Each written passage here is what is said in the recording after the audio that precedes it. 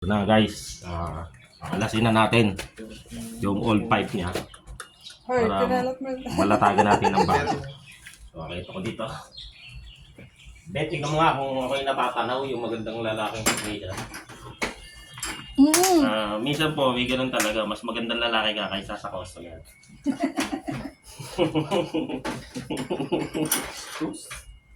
Okay guys, tatalasin na natin itong dati niyang pipe. So, makulit. Yan talagang pinalakan eh. Mga pagbabago din. yung mga ganun. Sarap muna natin guys para hindi naman ay tayo pa kami ng hagdan. May hagdan doon, sobrang haba eh. Hindi okay na to. Okay guys, talasin muna natin. Kaya yung magpapa-install yan, ganito lang proseso.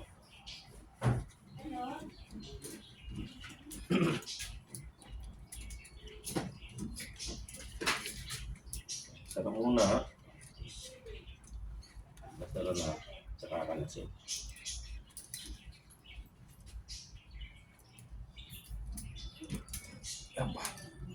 Nasa Vietnam ako yung aking mga ano ngayon eh. Mga kaibigan kong nag-handa. Oh, pero tuloy pa rin trabaho mo dyan. Oo. Ano pa rin? Tara na natin. Sarap. Filament. Ay ano? Sarap. Sarap yun. Mga ano. Maliit na butas pa. Oo, sarap. May butas pa pala to. Kasag na nyo. So, yung malaki kakalasin natin gamit 24. Makakita ang dulo ah. Ano? May sili pang wala. Meron na. Sabag na.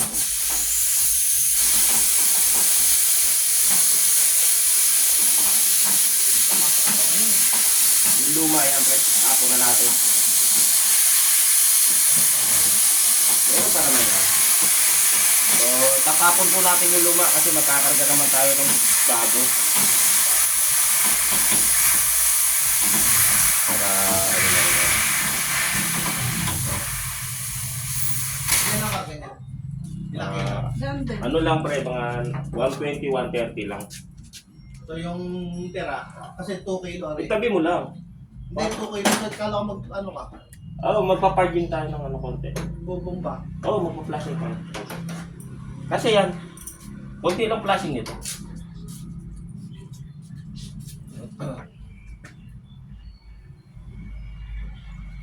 Nasa Vietnam sila oh. Makulo no.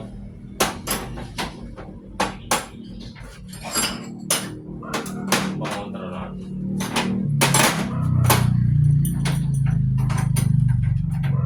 Dito mainit. Doon sa ano maulan? Okay, yan guys, natanggal na natin. Alin? Ang ginagamit. Ano yung ginagamit? Bababa na natin yung Sinasabi sa akin, pinapalang kung ginagamit. Tama yan. so, Kung ano bababa lang na dito, to. yun ang susundin mo.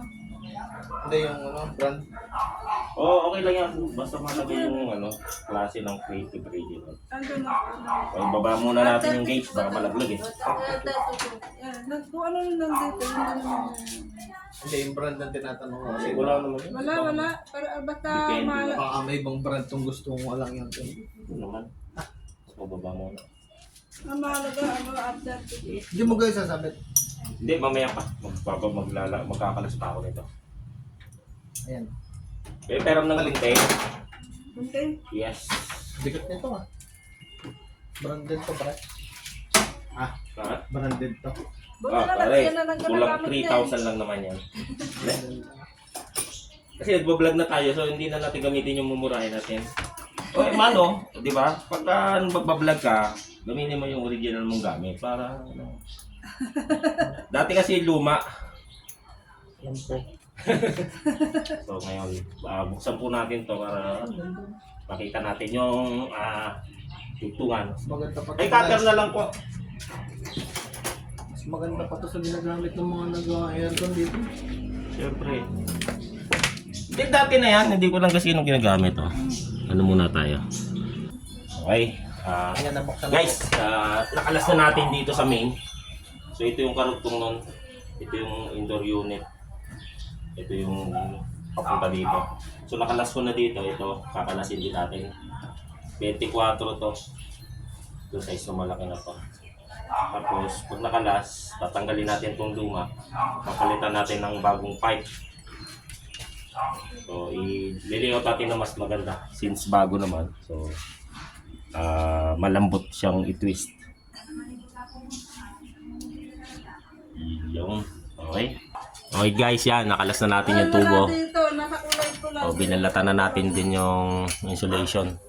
Kasi papalitan naman natin ng bago. So ngayon dahil masyadong mahaba itong wire, puputulan na lang natin para maganda-ganda yung layout ngayon. Okay, kasi nung una ano lang to dismantle. So ngayon putulan natin ng wire na yan para maayos-ayos naman yung maging layout niya. Okay na. Okay guys, ito na. Mahaba yung dati niyang wirings. So since magkapalit naman na tayo ng tubo at yung una niyang wirings is nakasama dun sa loob ng insulation sa loob ng kulay-puti pabalot, I suggested na labas na lang yung wire para in case magkaroon ng repair, leaking again in the future. So madali yung magpalit ng pipe or troubleshoot. So ito na, nilabas ko na yung wires niya. Hindi na siya kasama sa insulation. Ito mas maganda rin kasi yan, magandang nangyayari. Okay na tayo dito guys. Susunod natin gawin is mag-flare na tayo ng tubo niya para may bitong na view. Okay? So maya-maya ho ulit. Update. Ngayon, mag-vacuum tayo.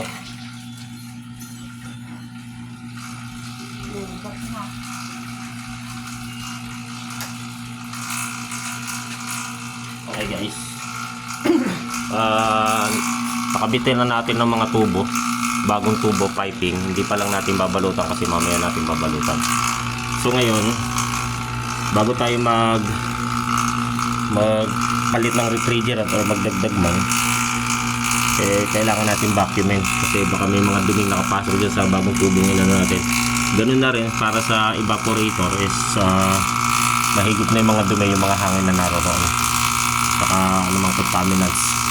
So sa pagbabacuum, evaporator yung binabacuum natin. Kung makikita nyo, ito yung suction, ito yung pahigop. So sarado yung access valve or sarado yung dito para ito natatakpan. And then ngayon, ang nakakakonekta sa ating gauge manifold ay itong high side, yung umiinit. Yan. Para dito hihigupin lahat ng dumi, itatapon, pupunta doon sa vacuum pump. Yan. So, ganyan. Mga ilang minuto, i-vacuum natin. Okay. So, pause ko muna. Makita pa rin natin kung may leakage ba o ano. Okay. Pause ko muna. Okay, alright. Okay guys, ito nagbabacuum pa rin tayo. Okay. So, mukhang okay naman. Nag-zero na siya. Ayan. Yun lang po. Vacuum tayo. Mahalaga mag-vacuum para matanggal yung mga contaminants sa loob ng mga tubo-tubo. Okay. Play. Okay guys, okay na. Na-set up na natin. Babalutin na lang to ng konti maya-maya. Nagkakarga na po tayo ng R32. So, hindi natin pwedeng biglain. So ngayon, kung mapapasin nyo, nagka-yellow na. Kanina wala yan, sira. So ngayon, nagka-yellow na. Ayaw ko lang biglain. So, kulang pa yung karga. Ito yung sinasabi ko, pag nag-yellow, kulang sa karga. So kaya nag-yellow pa yan is gawang nagkakarga pa ako. Ayaw ko lang biglain. Ngayon, maya-maya dadagdagan ko. Kasi hindi rin pwedeng mabigla. Pakita mo nga itong ano. Yan. So, nasa 40 na yung karga natin. So, ngayon dagdagan natin ng konti. Dahan-dahan lang. Hindi kailangan binibigla. Pag nakuha natin yung mga 120 na karga, pwede na yun. Ayan, oh. Dahan-dahan lang po, ano, hindi ibig sabihin isang bukasan, goods na yun. So, dahan-dahan lang. Kaya kanina, from 40, 50 plus na tayo. Kunti na lang. Makapansin nyo, tumataas din yung amperahe habang nadadagdagan yung preyon kasi nagiging loaded na siya. So pag mababa ang amperahe, so ibig sabihin relax yung compressor. Habang tumataas, nagiging loaded, tumataas din yung karga. Tumataas din yung ano, ampere niya. Hoy! Akala ko ano yun. Paagulatin mo. Gulatin eh. Pwede. Nagkakarga na ulit. Nagkarga na, yan o. Nasa ano na po tayo? 75. Pare, magagamit natin yung isa mo. Ano ba? Magagamit natin yung isa mo. So, sara ko muna. Para solid ang papasok. Ubus na? Post mo muna. Wala na to. Wala. So na guys, nagpalit kami ng isa pang lata kasi medyo hindi na puro yung lumalabas. So ang presyo natin is around 75 na. So mga nasa 120 normal yan. So nakabuelo na. So dadagdag na naman tayo, no. So yan, yellow pa rin kasi ibig sabihin kulang pa rin ang karga. So ngayon magdadagdag tayo. Buksan muna natin to. And yan, dagdagan na uli natin. Sabi ko nga wag natin biglain. Alalay lang. Yan, nasa 100 na tayo guys. So konti na lang. Hanggang mga 125 man lang, okay na yun. Ay, mapapansin mo pre. Ito guys yung sinasabi ko. Pag sapat na yung karga, malulusaw na yung ano, yellow. Moisture na lang siya. Pero syempre, kulang pa siya. Mga dagdagan pa natin ng konti. Ay, oo. Pak! Okay guys, ito na yung huling salin ko, no. So kung makapansin nyo, wala nang yellow dito. So ibig sabihin, suffice na yung supply ng refrigerant. So ngayon, gusto ko lang makompleto yung karga niya. So dagdagan ko pa konti. Kasi sabi ko nga mga at least 120, 125.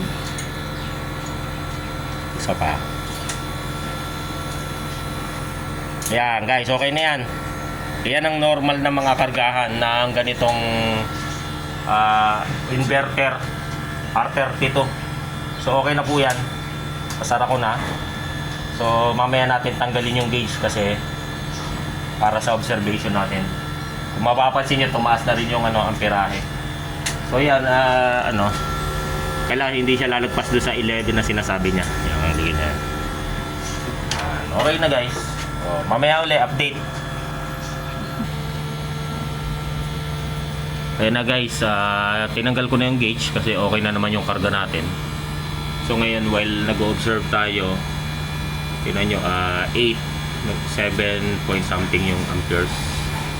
So habang nag-observe tayo, nagli-leak test tayo.